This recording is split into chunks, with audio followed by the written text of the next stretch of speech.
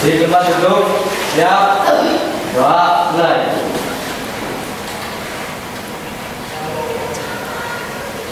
Selesai. Risalah. Assalamualaikum warahmatullahi wabarakatuh. Waalaikumsalam warahmatullahi wabarakatuh. Silakan dibimbing untuk menanyakan bahasa Indonesia. Hiduplah Indonesia Raya. Indonesia tanahku, tanah tumpah darahku. Di sanalah aku berdiri, jadi pandu hidupku. Indonesia kebangsaanku, bangsa dan tanah airku. Marilah kita berseru, Indonesia bersatu. Hiduplah tanahku, hiduplah negeriku, bangsaku, rakyatku semuanya. Bangunlah jiwanya, bangunlah badannya, untuk Indonesia Raya. Indonesia Raya, merdeka, merdeka, tanahku, negeriku yang kucinta. Indonesia Raya, merdeka, merdeka, hiduplah Indonesia Raya. Indonesia Raya, merdeka, merdeka, tanahku, negeriku yang kucinta. Indonesia Raya, merdeka, merdeka, hiduplah Indonesia Raya. Selamat pagi. Ya, gimana hari ini? Baik. Masih semangat ya? Saya akan untuk yang hadir di sini ada Tikro, berangkat? Andre, banyak sekali yang berangkat hari ini. Ya. Sekarang pertama-tama ingin kita akan kita lanjut ke materi ibunya ya. Setelah kemarin pertemuan kemarin kita membahas tentang pengertian teks cerpen sampai dengan struktur teks cerpen. Di pertemuan ini nanti kita akan membahas tentang unsur pembentuk cerpen. Sebelum kita masuk ke materi berikutnya, yaitu unsur pembentuk cerpen atau pembentuk cerpen, adakah yang mau bertanya tentang materi sebelum ini pertemuan berikutnya dari pertemuan yang lalu? Tidak ada? Berarti kalau tidak ada, saya anggap kalian sudah paham semua. Ya. Kalau tidak ada yang bertanya, saya yang bertanya. Ingat ya, tapi ingat kalau baru kemarin materi sudah saya berikan ke kalian. Coba saya tanya dulu, apakah kamu masih ingat materi yang kemarin kita pelajari? Coba kalian ciri-ciri cerpen itu apa? Ringkas, Fokus pada inti cerita, pasal cerita. ya, kemudian, Cerita fiktif atau rekaan. ya, terus, Mengungkapkan masalah yang penting saja. terus, Menggunakan bahasa yang ajar, sugestif dan provokatif atau menarik perhatian. ya, dan ingat ya, ciri-ciri cerpen. Ya. Satu, cerpen itu cerita rekaan. Yang jelas cerpen itulah cerita fiktif. Jadi cerita itu tidak nyata. Di lingkungan kita itu tidak ada cerita yang di cerpen. Hanya hasil imajinasi. Ya, hasil imajinasi seseorang pengarang. Ya. Kalian bisa membuat sebuah cerpen mungkin dengan kisah pribadi kalian. Ya. Saya kira untuk materi yang pertemuan yang lalu itu kalian sudah paham semua lah. Ya, karena cerpen itu kan mudah. Ya, semua mungkin di antara kalian pernah membaca cerpen, cerita pendek. Ya, jelas ya? Nah, sekarang kita masuk ke materi yang berikutnya di bab ketiga cerpen. Ya, kalian bisa buka halaman 38. Jadi di dalam materi ini nanti yang akan kita pelajari yang pertama adalah kompetensi dasarnya, yaitu mengidentifikasi unsur pembangun cerpen. Unsur pembangun. Jadi gini, contohnya seperti ini. Ketika kita mau membangun sebuah rumah, itu kan pasti ada bahan-bahan pembuatan. Kita mau buat kue, ada bahannya, sama seperti ini. Jadi ketika kita mau membuat sebuah cerpen, pasti ada unsur pembentuknya. Kemudian untuk tujuannya apa yang kita ketahui adalah menemukan unsur pembangunan karya sastra beserta bukti dalam cerpen. Nah, tujuannya adalah setelah diharapkan setelah kalian membaca, mempelajari tentang unsur pembangun cerpen, khususnya unsur intrinsik cerpen, ya, kalian bisa menemukan unsur pembangun cerpen pada sebuah cerpen yang kalian baca atau mungkin kalian tonton di YouTube maupun di media sosial. Nah, sekarang untuk pengertian cerpen, nah, unsur pembentuk cerpen itu ada dua, ya. Ada dua. Yang pertama adalah unsur intrinsik dan unsur ekstrinsik. Unsur intrinsik sesuai dengan namanya, in. Kalau dalam bahasa Inggris, in itu artinya di dalam. Jadi unsur intrinsik itu adalah unsur pembentuk cerpen dari dalam cerpen itu sendiri. Ya. Sedangkan unsur ekstrinsik itu adalah unsur pembangun cerpen dari luar, ya, dari luar. Contohnya misalkan mungkin pengarangnya, tergantung pengarang, dia berasal dari mana. Kalau pengarang tersebut dari daerah Jawa, maka biasanya akan terpengaruh dengan budaya-budaya Jawa. Kalau pengarang tersebut berasal dari luar Jawa atau Medan misalnya, maka di dalam cerpen itu akan terpengaruh budaya-budaya Medan. Jadi tergambar. Nah, kalau intrinsik itu berarti di dalam cerpen itu sendiri. Seperti tadi saya contohkan, ketika kalian membuat kue, kan ada bahan-bahannya, ya, bahan utama dan bahan pendukungnya. Bahan utama ya bahan-bahan semuanya, misalnya dari terigu, gula dan lain sebagainya. Kalau dari luar itu apa? Skill pembuatnya, kokinya. Kalau bahannya sudah semua, kokinya enggak ada perangkat, gimana kita mau bikin kue? Nanti yang ada buah teh kuenya. Ya. Nah, unsur intrinsik cerpen itu yang pertama ada tema, tokoh dan penokohan, latar atau setting, alur, plot, sudut pandang atau pusat pengisahan dan amanah. Tidak dengar. Yang pertama itu tema. Tema itu sendiri tentunya kalian sudah paham, ya. Karena di kelas 8 sudah banyak materi teks narasi. Karena cerpen itu kan termasuk teks narasi. Termasuk teks narasi. Ada di kelas 7 kalian sudah mempelajari namanya teks fabelan, ya.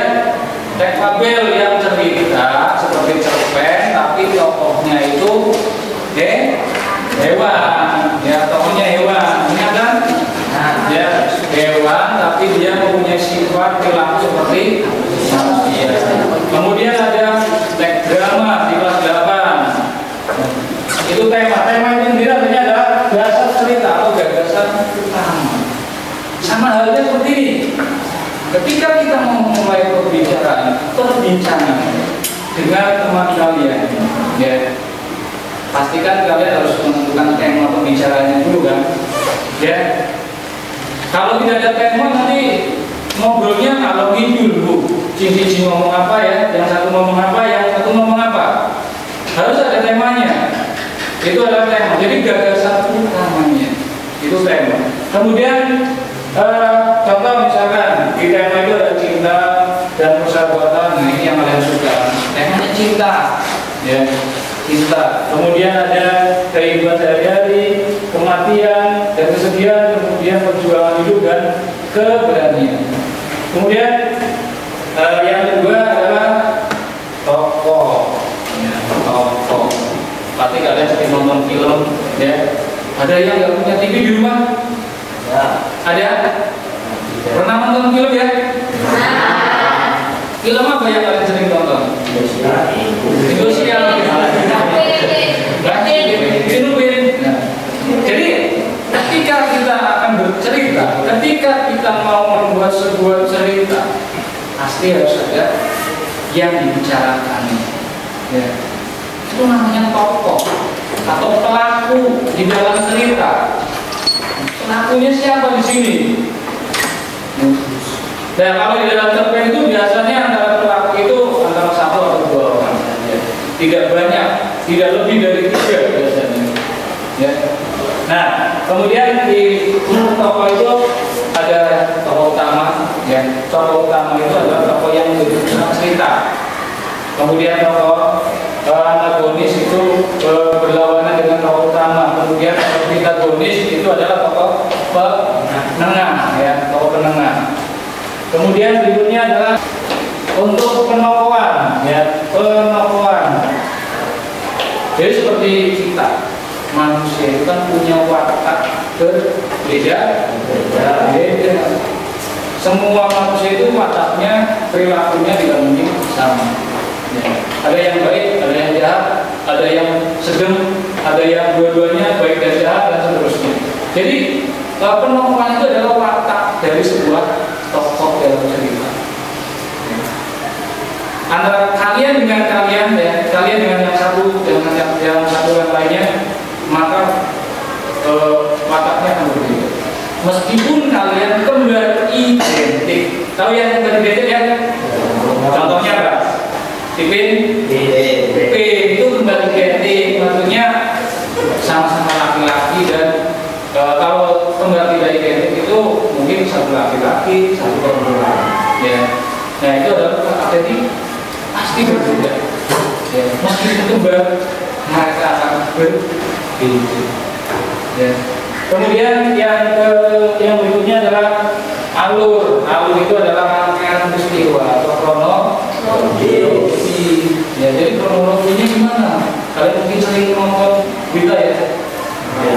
Jadi di rumah atau mungkin kalian di WA ada yang misalnya lapor Pak. Ya. Telah terjadi kejadian ini dan seterusnya.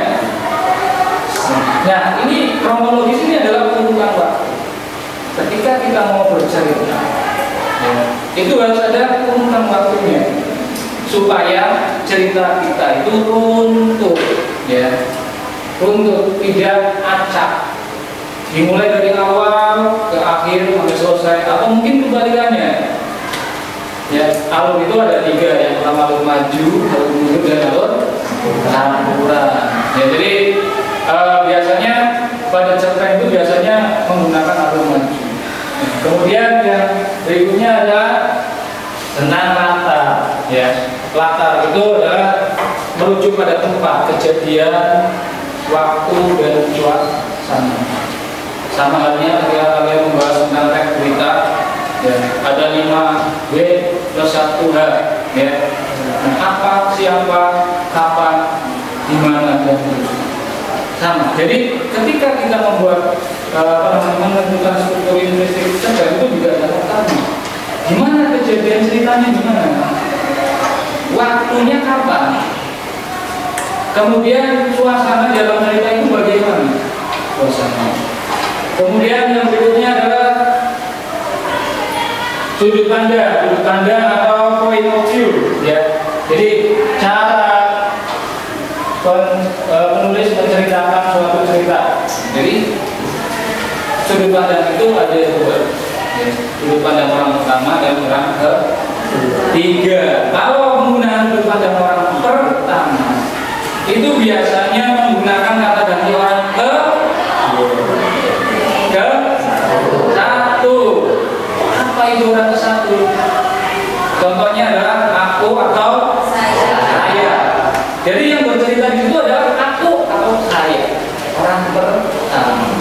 Tapi kalau sudut pandang orang ketiga menggunakan kata ganti orang ketiga biasanya ada iya, dia, beliau, atau mungkin menggunakan nama. Ya, jadi ketika ada soal tentukan sudut pandangnya, gampang. Kalau kamu tahu jenis kata ganti orang dalam bahasa Indonesia, pasti kalian tahu jawabannya. Orang pertama atau orang ketiga. Ya. Kemudian yang berikutnya adalah amanah. Amanah itu ya berarti sang penulis kepada pembaca. Jadi pesan yang ingin disampaikan penulis atau pengarang kepada pembacanya itu seperti apa? Ya, jelas ya? Jelas. Apa yang saya sampaikan di mana? Ada sebelum kita lanjutkan, ada yang mau ditanyakan? Cukup jelas? Cukup ya? Nah, kita coba. Di sini nanti akan saya tayangkan sebuah cerpen ya, yang berbentuk narasi audio. Kita coba diskusikan apa saja unsur kritik yang terdapat dalam cerpen tersebut. Ya, kalian kita silakan disimak.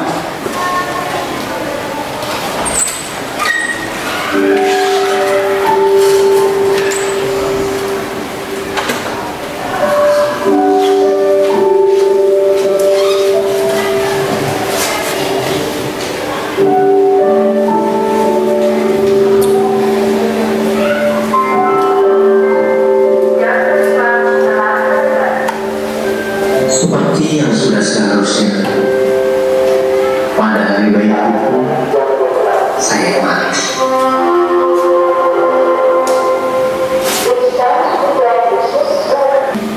Bagaimanapun saya harus melakukan wawancara. Itu bagian hidup saya.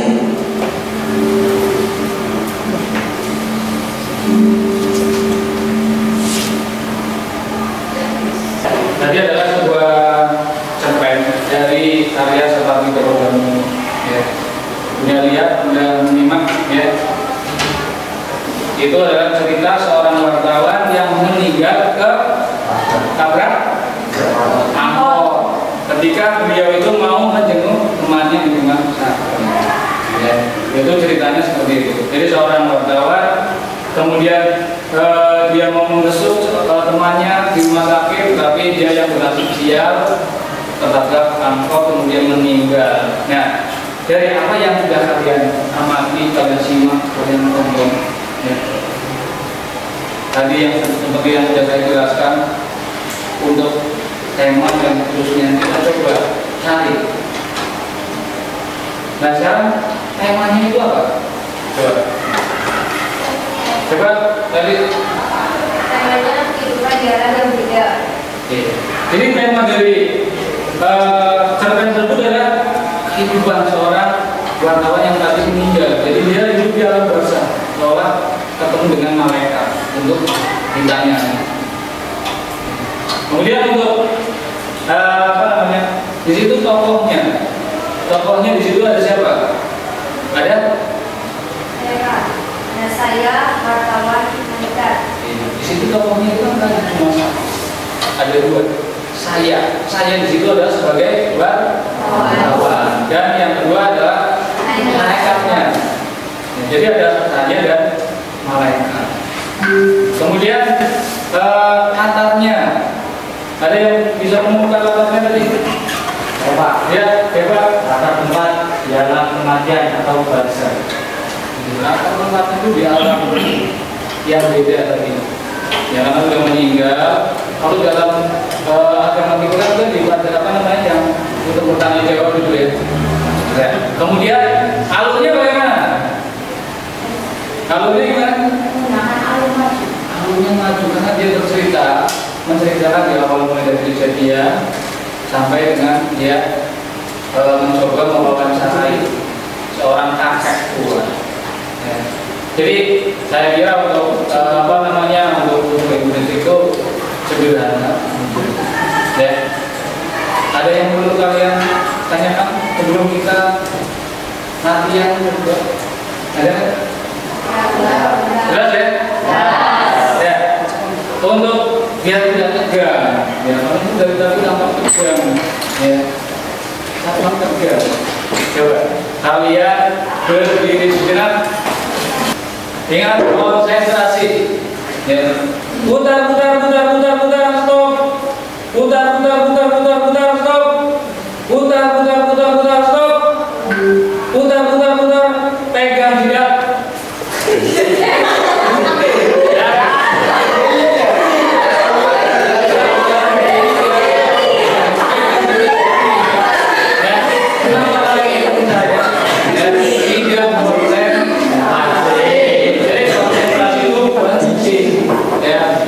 Banyak minum air. Ya, silakan duduk lagi.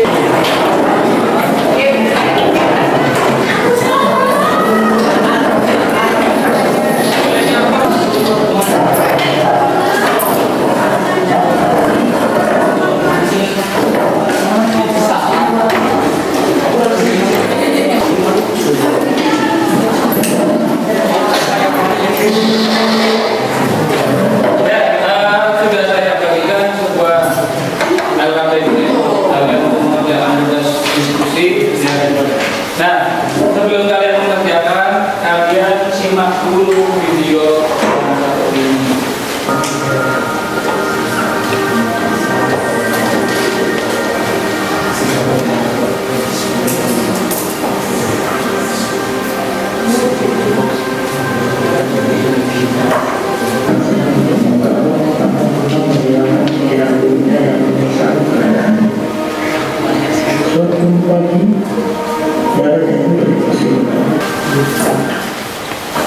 Ya, tadi meskipun ada soal teknik ya, tidak ada tekniknya tadi. Ya, tapi sudah saya serahkan ke kalian tekniknya back terpen dada. Ya. Nah, tugasnya seperti ini. Silakan kalian berdiskusi, ya, menentukan unsur intrinsik yang terdapat pada teks terpen tersebut. Kemudian nanti resminya silakan kalian presentasikan ke depan. Ya. Pak, ada yang mau ditanyakan? Ya. Jelas ya, Ya. Silakan dikerjakan mulai dari sekarang.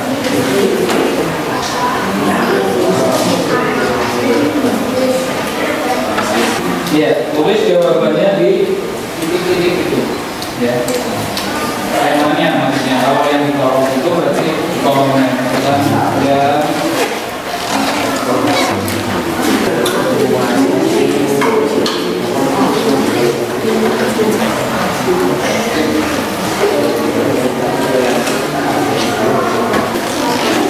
Ya. Nah, silakan yang sudah boleh tampil duluan untuk mempresentasikan hasilnya. Berpenampilan saja silakan ke depan. Assalamualaikum warahmatullahi wabarakatuh. Waalaikumsalam warahmatullahi wabarakatuh. Perkenalkan, nama saya Deva. Saya di sini akan mempresentasikan hasil dari kelompok kami yang beranggotakan 5 anak, yaitu Deva, Andre, Rini, Erlan, dan Rival. Diskusi dari kelompok kami adalah tentukan tema yang terdapat pada cerpen. Tema kehidupan. Nama tokoh, satu, darah, karakter tokoh, muda putus asa. Bukti kutipan. Suatu pagi garis jatuh dari kursi rodanya. Namun tidak ada seorang pun di dalam rumah untuk menolongnya. Rasa kecewaannya terhadap hal tersebut membuat dia memiliki kekuatan untuk menggerakkan kursi rodanya ke arah taman komplek. Ini harus menenangkan diri. Orang tua selalu mengacungkan. Dua orang tua darah selalu mengacungkannya karena merasa tidak ada yang bisa diharapkan dari gadis dengan kursi roda tersebut. Nama tokoh Nata, karakter tokoh pemalu, kutipan. Sementara kakaknya mungkin saja makhluk umumnya dengan kondisi seperti darah. Nama tokoh Dana, karakter tokoh baik hati, penolong, tidak mudah putus asa. Bukti kutipan gadis tersebut mengulurkan tangan untuk Dara dan mulai menyebutkan namanya, yaitu Hana. Alur maju. Tentukanlah letak cerpen di atas. Tempat di taman. Saat sedang terisak di taman, tiba-tiba Dara dihampiri oleh seorang gadis seusianya dengan kondisi yang sama. Waktu pagi. Di kalimat pagi menjelang saat seorang gadis yang biasa dipanggil dengan nama Dara mulai menjeram air untuk membuat segelas teh panas. Dara. Ialah gadis yang hidup dengan sejuta mimpi di dalam sebuah rumah berdinding tinggi. Suasana sedih. 5. Tentukan sudut pandang teks cerpen di atas. Orang ketiga. Bukti. Penggunaan kata orang ketiga. Tentukanlah amanat teks cerpen di atas. Kita tidak boleh mudah putus asa, meskipun kondisi kita serba kekurangan, karena semua impian kita pasti bisa tercapai dengan berusaha. Sekian dari saya, mohon maaf apabila ada salah kata. Nah, ini dengan Assalamualaikum warahmatullahi wabarakatuh. Oke, jadi untuk pertemuan hari ini nanti kita akhiri nanti sebelum saya akhiri, apa yang kalian dapatkan dari materi ini adalah kalian nanti bisa menemukan ukur mengidentifikasi untuk membangun cerpen. Jadi dari dalam cerpen itu sendiri untuk identifikasi. Ya. Saya harap untuk pertemuan berikutnya semua anak yang di kelas ini bisa hadir yang seperti ini ya. Hari ini ada 5 anak yang tidak sudah. Ya. Moga-moga apa yang sudah saya sampaikan, apa yang sudah kita bersama-sama pelajari bisa bermanfaat untuk kalian, untuk kita bersama. Ya. Jadi sebelum saya akhiri mungkin ada pertanyaan. Ada pertanyaan? Tidak. Nah, nanti di pertemuan berikutnya kita akan membahas tentang kaidah kebahasaan teks. Setelah unsur intrinsik, unsur ekstrinsik, nanti kita akan membahas 5 dari berikutnya adalah kaidah kebahasaan teks cerpen. Ya, seperti yang sama. Jadi apa namanya? Dalam pelajaran bahasa Indonesia itu kan basisnya adalah teks. Basisnya teks seperti semula. Apa namanya, kalian itu materinya hanya diulang-ulang, kaidah kebahasaan, struktur, semuanya sama. Inti pada intinya itu sama. Seperti pada pendahuluan, ya ada orientasi, itu pengertiannya sebenarnya sama. Ya, orientasi itu ya pendahuluan, jadi sama. Kalau kalian amati, kalau kalian